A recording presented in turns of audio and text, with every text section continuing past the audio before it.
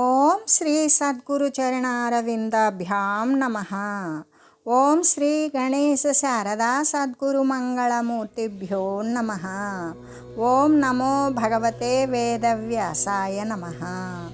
ఓం నమః ప్రణవార్థాయ శుద్ధ జ్ఞానైకమూర్తయే నిర్మలాయ ప్రశాంతాయ దక్షిణామూర్తయే నమః. ఓం ఈశ్వరో గురురాత్మేతి మూర్తిభేద విభాగినే వ్యోమవద్వ్యాప్తదేహాయ దక్షిణామూర్తయే నమః. శ్రీ గురుగీత తృతీయోధ్యాయము.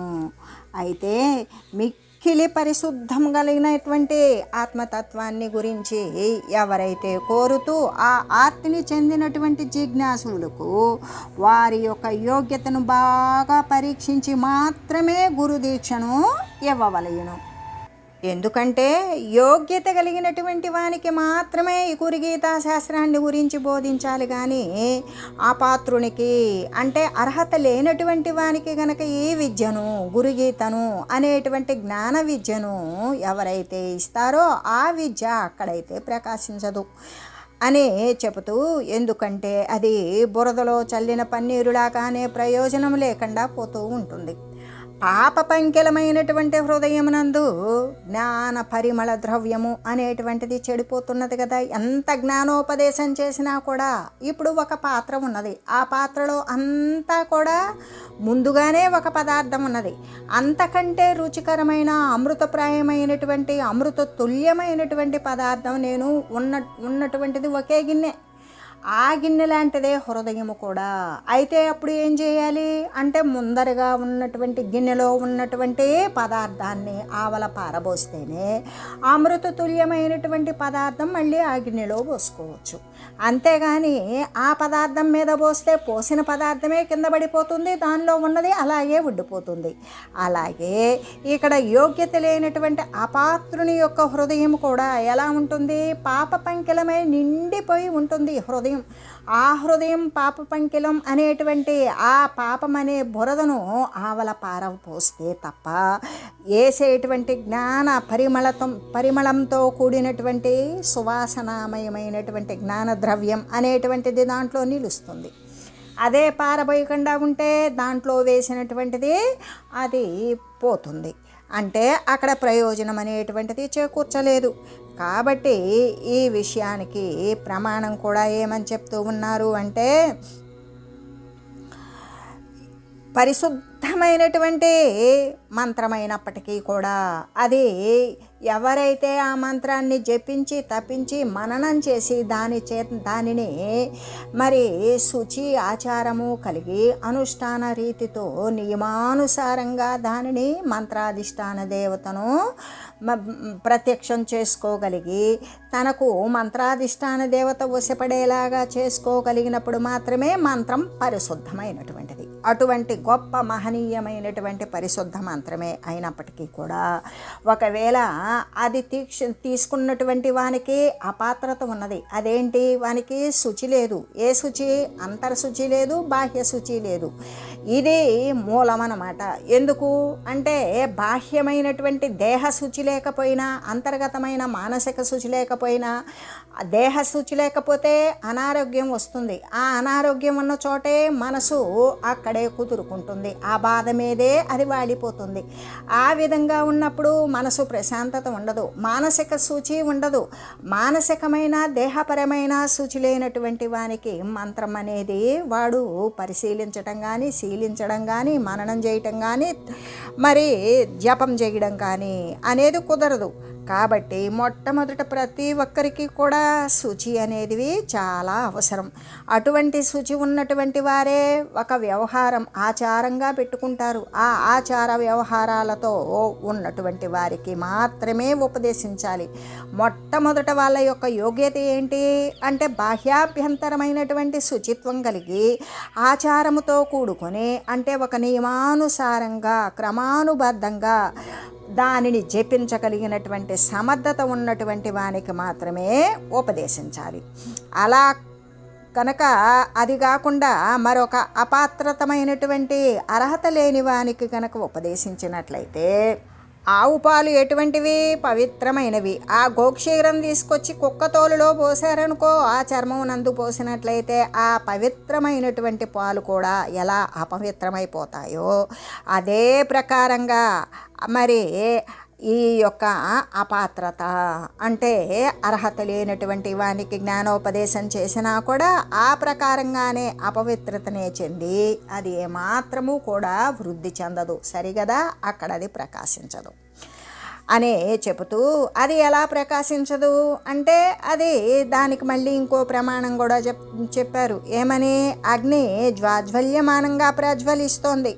ఆ మండేటువంటి ప్రజ్వలించేటువంటి స్వభావము అగ్నికి ఉన్నది. అది ఎల్లప్పుడూ కూడా జ్వాజ్వల్యమానంగా మరి ఊర్ధ్వంగా మండుతూ పైకి లేస్తుంది దాని యొక్క జ్వాల. అయినప్పటికీ కూడా దాని మీద నీళ్లు జల్లితే ఏమవుతుంది? అది చల్లారిపోతుంది. ఆ ప్రకారంగానే మంత్రము అనేటువంటిది మహాపవిత్రవంతమైనదే అయినప్పటికీ కూడా అపవిత్రత ఆచరణ అంటే వాడు ఆచరించలేనటువంటి దోషం వలన కూడా అది ఎలాగంటే నీటి యొక్క స్పర్శ చేత అగ్ని నిర్వీర్యమైనట్లుగానే ఆ యొక్క ఆ పవిత్రాత్మకి అంటే ఆ విధంగానే నిర్వీర్యమైపోతుంది, అది పనికిరాదు. కాబట్టి ఇక్కడ మంత్రోపదేశము గురుగీతా శాస్త్రము ఎవరికి ఉపదేశించాలి అని చెప్పడం? పవిత్రమైనటువంటి ఆత్మతత్వాన్ని గురించి పరిశోధిస్తూ దానికోసం నిరీక్షిస్తూ ఆ ఆర్తిని పొందేటువంటి సంసార తారణాన్ని చేయాలి అనుకునేటువంటి వాడికి మాత్రమే బోధించాలి. అప్పుడు మంత్రశక్తి అనేటువంటిది ఏ విధంగా పవిత్రమైనటువంటి ఆత్మతత్వాన్ని పొందాలి అని పయనించేటువంటి వానికి, జ్ఞాన మార్గంలో పయనించేటువంటి వానికి మంత్రశక్తి ఏ విధంగా ఉంటుంది అంటే ప్రతిబంధరహిత మణిలాగానే ప్రకాశిస్తూ ఉంటుంది. ఒక మణి ఉంది, అది ప్రకాశిస్తుంది. ఎంత ప్రకాశిస్తుంది అంటే అది ఉన్నటువంటి దానికి చుట్టూ కూడా దాదాపు 1/2 కిలోమీటర్ దూరంలో ప్రకాశిస్తుంది. అది ప్రతిబంధరహిత అన్నప్పుడు దానికి ఏ అడ్డు లేకుండా ప్రకాశిస్తుంది అని తెలియజేస్తూ, అంతేకాదు సత్కర్మ పరిపాకాశ్చ చిత్తశుద్ధిశ్చ ధీమత సాధకస్యైవ వక్తవ్య గురుగీత ప్రయత్నతః. అంటే ఇక్కడ చిత్తశుద్ధిశ్చ ధీమత అన్నప్పుడు ఏ విధంగా ధీమంతుడు పరిశోధన బుద్ధి కలిగినటువంటి గురువరుని చేత వాడు ఆ విధంగా వృద్ధిని పొందుతాడు అనే చెబుతూ, అంటే ఆత్మజ్ఞానోపదేశము ఎవరికి ఇవ్వాలి అని కదా చెప్పింది? అంటే చిత్తశుద్ధి కలిగినటువంటి వానికే ఇవ్వాలి. వాడు మాత్రమే యోగ్యుడు, అర్హుడు, పాత్రుడు. అయితే వేదాంత శాస్త్రం ఏమని నిర్ణయించింది అంటే చిత్తశుద్ధి కలిగిన వారికే ఇది ఆత్మజ్ఞానోపదేశం యోగ్యమైనటువంటిది అని నిర్ణయించింది. కాబట్టి ఈ గురుగీతా శాస్త్రము కేవలము జ్ఞానమును మాత్రమే ముఖ్యంగా బోధిస్తూ ఉన్నందుచేత చిత్తం యొక్క పారిశుద్ధ్యము కూడా కలుగుతూ ఉంటుంది. పరమ భక్తి కలిగినటువంటి ముముక్షునికే ఈ గురుగీతా తత్వము ఉపదేశించాలి. ఎలాగంటే ఈ గురుగీతా శాస్త్రము ఏమి బోధిస్తుంది? ముఖ్యంగా ప్రధానాంశం ఏమిటి అంటే జ్ఞానాన్ని అనుసరించేటువంటి పద్ధతిని, జ్ఞానాన్ని తెలియజేస్తుంది. అంటే ఆ జ్ఞానాన్ని తొలగించుకునేటువంటి పద్ధతిని నేర్పిస్తుంది. ఎప్పుడైతే ఆ జ్ఞానం తొలగిపోయిందో స్వతసిద్ధమైనటువంటి జ్ఞానం అనేటువంటిది బయటకు వస్తుంది. ఆ మార్గాన్నే అనుసరిస్తాడు. అందుకే ఈ గురుగీతా శాస్త్రం జ్ఞానం బోధిస్తే అజ్ఞానం దూరీకరించుకుంటాడు. అజ్ఞానం గురించి తెలిస్తే దాన్ని వదిలివేసుకుంటాడు. అజ్ఞానం వేయబడిందా ఇంకా అక్కడ ఏం మిగిలి ఉంటుంది అంటే ఏదో ఒక్కదానికే స్థానం ఉంటుంది, అది జ్ఞానం మాత్రమే అయి ఉంటుంది. కాబట్టి ఈ గురుగీతా శాస్త్రం వల్ల ఏమవుతుంది? ముందుగా అజ్ఞానముతో నిండి ఉంటే ఆ జ్ఞానము అనేది నశించిపోతుంది.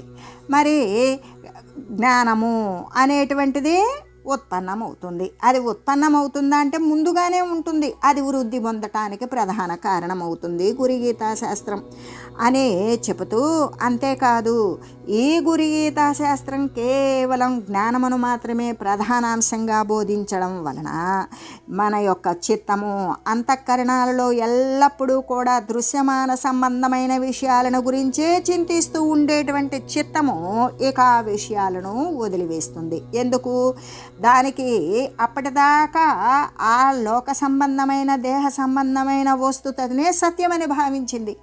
ఎప్పుడైతే జ్ఞానము యొక్క ప్రయాణము వాని యొక్క జ్ఞానం యొక్క ఆరూఢుడు అయ్యాడో, అది జ్ఞానం ఏ విధంగా వానికి లబ్ధి చెందింది అంటే గురుగీతా శాస్త్రం యొక్క సహాయము చేత మాత్రమే జ్ఞానము అనేది అభివృద్ధి చెందింది. ఆ జ్ఞానము అభివృద్ధి చెందడం వల్ల అప్పటి వరకు దృశ్యమాన వస్తువులన్నీ కూడా సత్యము అని భావించేటువంటిది అదే అప్పుడు అసత్యంగా తోస్తుంది. ఎందుకు అంటే ఈ దృశ్యం తన్నస్యం అంటే యదృశ్యం తన్నస్యం, ఏది చూస్తున్నామో అది నశించిపోతుంది. ఎందుకు? చూడబడేటువంటి చూసేటువంటి వస్తువు కూడా నశిస్తుంది కదా. చూసేది ఏమనుకుంటున్నాం? దేహమే కదా. దేహము అనేటువంటిది ఎప్పటి నుండి ఉన్నది అంటే దానికి ఒక కాల పరిమితి ఉన్నది, ఒక రూపము ఉన్నది, ఒక ప్రదేశం ఉన్నది, ఒక క్రియ ఉన్నది, ఒక నామం ఉన్నది. ఇన్నిటితో ఖండితమైన పరిచ్ఛిన్నమైన వస్తువు. అంటే ఇది ఇప్పుడు ఒక 45 సంవత్సరాల వయసు ఉన్నది అని చెప్పుకున్నాం. ఈ 45 సంవత్సరాల వయసుకు ముందు ఈ దేహం లేదు. అంటే ఇది ఎంతకాలం ఉంటుంది తెలీదు. కాబట్టి ఇక ఈ యొక్క శరీరము అంటే 45 సంవత్సరాలకు ముందు లేదు. అప్పుడు దృశ్యం ఉన్నదా తెలీదు. ఈ యొక్క దేహంలోకి కొంత వయసు మరి ఈ యొక్క లోక సంబంధమైనటువంటి తెలివి ఉత్పన్నమైన తర్వాత ఏమైంది? అప్పుడు గమనించడం మొదలుపెట్టింది. ఏమని? ఈ దేహం సత్యమని, ఈ దేహానికి మూలమైన జగత్తు ఇది సత్యము అని భావించేటువంటి తత్వం. అయితే అది 10 సంవత్సరాల వయసు వచ్చేదాకా కూడా ఇది లోకమని, ఇది శరీరం అనేటువంటి జ్ఞానం ఉండదు. అంటే ఈ 35 సంవత్సరాలకు ముందు ప్రపంచం ఉన్నదో, ఈ తర్వాత మరి ఎంతకాలానికి పోతుందో, ఇది పోయిన తర్వాత అసలు ప్రపంచం అనేటువంటిది ఉంటుందా అని ఇటువంటిది.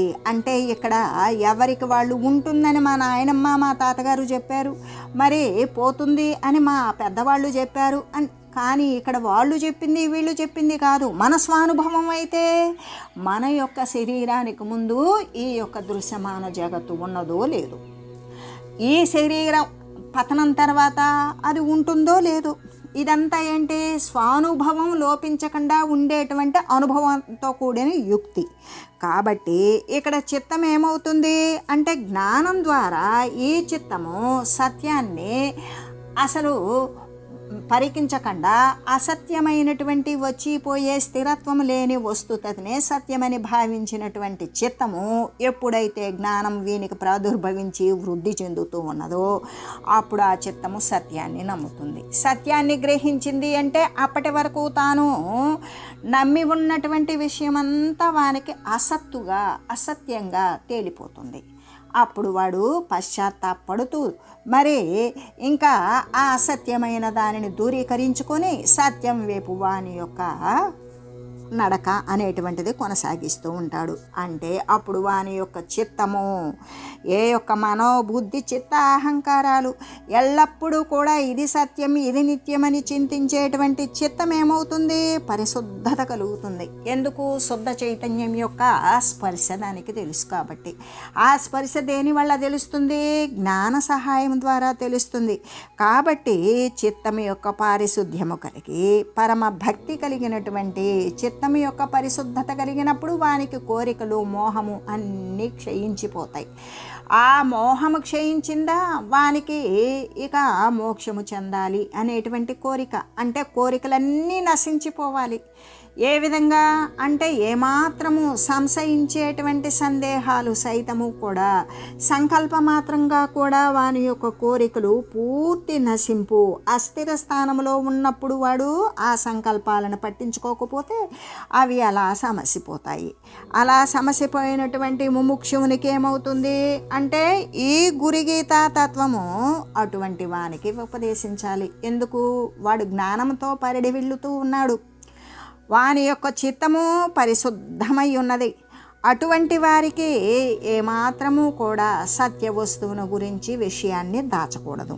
అలా దాచకుండా మిక్కిలి ఆధారముతో చాలా ప్రేమతో వారికి అర్థమయ్యే రీతిగా సూచనగా బోధనగా అనేక రకాలైనటువంటి జ్ఞానోపసాధనాల ద్వారా వానికి జ్ఞానాన్ని గరపాలి. అలా జ్ఞాన మార్గంలో నడిపించినప్పుడు ఇంకా ఈ జ్ఞానాన్ని గురించి ఆదరంతో మరి వానికి జ్ఞానోపదేశము అనేటువంటిది చేయాలి. అంటే ఇలా అనడం అనేటువంటిది దేనికి అంటే నిష్కామ కర్మయోగము చేత అంతఃకరణ శుద్ధిని, భక్తి యోగము చేత నిర్మల నిశ్చల చిత్తత్వాన్ని సంపాదించి ఈ గురుగీత శాస్త్రతత్వాన్ని గ్రహించాలి అనే కదా అర్థం. ఏ విధంగా అంటే నిష్కామ కర్మయోగము చేత అంటే ప్రతి శరీరము ఏ విధంగా ఒక ప్రదేశానికి చెంది ఒక రూపాన్ని సంతరింపజేసుకొని ఒక నామముతో పిలువబడుతూ అనేక రకాల క్రియాకలాపాలు నెరపుతూ అస్థిరమైనటువంటి యొక్క లోక సంబంధమైన వస్తుతని సత్యమని భావించేటువంటి వానికి ఎప్పుడైతే జ్ఞానము ద్వారా చిత్తము పారిశుద్ధ్యము కలిగినదో ఆ దాని ద్వారా వాడు అసత్యంగా దూరీకరించినప్పుడు జ్ఞాన మార్గంలో పయనించేటప్పుడు సత్యాన్ని గురించి పరికిస్తూ ఉన్నప్పుడు అటువంటి వానికి ఈ యొక్క గురుగీతా శాస్త్రాన్ని గురించి సత్య వస్తువును గురించి తత్వాన్ని గురించి దాచకుండా మిగుల ఆధారంతో వానికి తెలియజేయాలి. ఇలా అంటుంది చేత వానికి ఏమవుతుంది? నిష్కామ కర్మయోగము. ఇంకా వానికి దేని పట్ల కూడా సంఘత్వము అనేది ఉండదు, దేనిని ఆసక్తి కొనడు. వాడు కర్మ చేస్తున్నాడా? యథాప్రాప్తమైనటువంటి కర్మను మాత్రమే చేస్తాడు. దాని వలన ఈ ఫలితం ఎంత, ఈ దిగుబడి ఎంత, నాకు ఎంత లాభం అనేటువంటి విషయాలు ఆసక్తి కలిగినటువంటి వానికి, ఆ యొక్క క్రియతో సంగము కలిగిన వానికి మాత్రమే వస్తుంది. కానీ లేకపోతే వానికి కష్టతరమైన సుఖతరమైనటువంటి ఎన్ని కార్యాలు ముందుకొచ్చినప్పటికీ కూడా నా వంతులో నా కర్తవ్యం ఏమిటి అంటే ఈ క్రియను నెరవేర్చడం. ఈ శరీరం ఎందుకున్నది? ఆ కార్యాన్ని నెరవేర్చడం కోసమే. అందులో కర్తృత్వ భోక్తృత్వాదులు ఏమీ లేవు. ఏ ఫలితాన్ని ఆశించడు. ఆ క్రియ అయిందని కానిదని కాలేదని నొప్పిగా ఉందని నేను ప్రయత్నించలేనని సఫలీకృతం చేయలేనని ఎటువంటి దాని మీద హెచ్చు తగ్గుల వ్యత్యాసాలతో కూడినటువంటి భావస్ఫురణలు అనేటువంటివి వానికి ఉత్పన్నం కావు. వానికి చేతనైనంతగా ఆ క్రియను నెరవేరుస్తాడు. ఆ విధంగా నెరవేర్చినప్పుడు వాడు నిష్కామ కర్మయోగము చేత కర్మ పట్ల ఎప్పుడూ ఆసక్తి లేకుండా చేయబడేటువంటి ప్రతి ఒక్క కర్మ కూడా అది కోరిక లేకుండా ఫలితాన్ని ఆశించకుండా చేసేటువంటిది. ఎలా అయినా సరే కార్యం అనేటువంటిది ఫలితాన్ని ఇచ్చియే తీరుతుంది. అయినా నాకు ఎంత వస్తుంది, అంత రాదు, కష్టమే మిగులుతుంది, నాకు సుఖపడేంత రాదు అని భావించడం క్రియ పట్ల కార్యం పట్ల ఆసక్తి కొని శరీరం సత్యమని భావించేవాడు. అసత్యమైనటువంటి శరీరంతో చేసేటువంటి ప్రతి క్రియ కూడా అసత్యమే. అంటే తనకు అక్కడ ఏమున్నది? కర్తృత్వం లేకపోవడం. అకర్తృత్వంతో వాడు ఆ క్రియను చేస్తూ ఉంటాడు. అంటే దాని పట్ల ఎటువంటి ఆసక్తి, ఇష్టము, కోరిక, అయిష్టము ఏమీ ఉండదు. యథాస్థితమైనటువంటి కర్మను మాత్రమే చేస్తాడు. ఆ విధంగా చేసేటువంటిది మాత్రమే నిష్కామ కర్మ. అది యోగము. అంటే కోరిక లేకుండా చేసేటువంటి ప్రతిఫలాన్ని ఆశించకుండా చేసేటువంటి కర్మ ఒక యోగముతో సమానం. యోగము అంటే సర్వవ్యాపకమైనటువంటి ఏ పరమాత్మ వస్తువు అయితే ఉన్నదో దాని యందు కలయిక కలిగినటువంటి యోగము ఏదైతే ఉంటుందో అది ఈ యొక్క నిష్కామ కర్మ యోగము. అంటే దానితో ఐక్యపడటం. ఈ విధంగా అప్పుడు అంతఃకరణ శుద్ధి. ఈ మనస్సు పరమాత్మనే అంటి ఉంటుంది, పరమాత్మ తత్వాన్నే సంకల్పిస్తుంది, పరమాత్మ తత్వాన్నే మరి కోరుతుంది. అదే బుద్ధి పరమాత్మ తత్వమే సత్యము అని నిశ్చయిస్తుంది. చిత్తము అదే చింతన చేస్తుంది. పరమాత్మ తత్వము కంటే రెండవ వస్తువు, దానికి సమానమైన వస్తువు కానీ భిన్నమైన వస్తువు కానీ లేనే లేదు అనే చింతన ద్వారా అప్పుడు అహంకారం ఏం చేస్తుంది? ఆ సర్వవ్యాపకమైనటువంటి పరమాత్మ కంటే భిన్నమైన వస్తువు లేదు అంటే మళ్ళీ మధ్యలో నేనెవరు, నేను కూడా పరమాత్మ వస్తువునే అనేటువంటి అంతఃకరణ శుద్ధి అనేటువంటిది ఏర్పడుతుంది. అప్పుడు ఇంకా వానికి భక్తి ఇనుమడిస్తుంది. అది ఒకంత ఉన్నటువంటి భక్తి వెయ్యింతలుగా మారి సర్వేక సమస్తం అంటే తదేవ అవలోకయతి, ఏది చూసినా పరమాత్మ తత్వాన్నే చూస్తాడు. తదేవ చింతయతి, ఏది చింతించినా పరమాత్మ తత్వాన్నే చింతిస్తాడు. తదేవ భాషయతి, ఏది మాట్లాడినా పరమాత్మ తత్వంతోనే మాట్లాడతాడు. ఈ విధంగా తదేవ శృణోతి, వాడికి ఏమి వినపడినా కూడా పరమాత్మ తత్వం నుండి వినబడేటువంటి వాక్కులే వినపడతాయి, పరమాత్మ తత్వమే వినపడుతుంది. కాబట్టి అంటే అంత ఏకీకృతం చెందినటువంటి భక్తి పారవస్యము చేత ఉండేటువంటిదే భక్తి యోగము. ఆ యొక్క భక్తి యోగము చేత అంతఃకరణ శుద్ధిని పొంది నిష్కామ కర్మయోగము చేత మాలిన్యరహితమైనటువంటి ఎటువంటి చపలత్వము లేనటువంటి నిశ్చలమైన చిత్తత్వాన్నే సంపాదిస్తాడు. ఇంకా నిర్ణయము ఎటువంటిది అంటే సునిశ్చయమైనటువంటి పరమాత్మ తత్వము తప్ప మరొకటి లేదు అని నిశ్చలమైనటువంటి చిత్తత్వాన్ని సంపాదించి ఈ గురుగీత తత్వాన్ని అంటే ఇప్పుడు మనం చెప్పుకునేటువంటి శ్రీ గురుగీత శాస్త్రతత్వాన్ని గ్రహించాలి. అంటే ఇక్కడ శ్రీ గురుగీత తత్వము అంటే ఏమని చెప్పాలి అంటే శ్రీ గురు పరబ్రహ్మ తత్వమే కదా. శ్రీ అంటే మనకి ఎవరు బోధిస్తూ ఉన్నారు అంటే శ్రీ గురుమూర్తియే బోధిస్తూ ఉన్నాడు. గురుమూర్తి ఎటువంటి వాడు?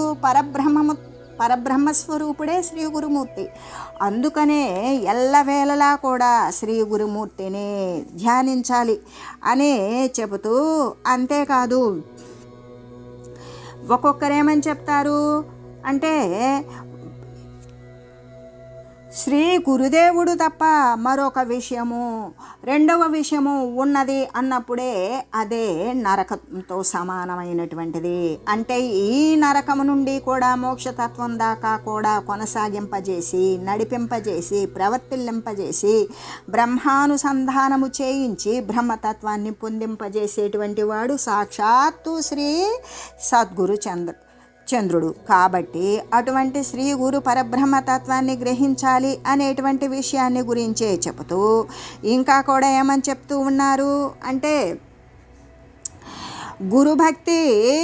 గురుభక్తి విశుద్ధాంతఃకరణాయ మహాత్మనే సమ్యక్ పరీక్ష దాతవ్యం మాసం షణ్మాసవత్సరం. అంటే శ్రీ గురుదేవులు కూడా శిష్యులను పరీక్షించే ఇవ్వాలి, గురుగీతా శాస్త్రాన్ని బోధించాలి అని తెలియజేస్తూ ఓం మంగళం శ్రీ గురుదేవాయ మహనీయ గుణాత్మనే సర్వలోక శరణ్యాయ సాధురూపాయ మంగళం. ఓం లోకా సమస్త సుఖినో భవంతు. ఓం శ్రీ సద్గురు పరబ్రహ్మార్పణమస్తు. ఓం తత్సత్.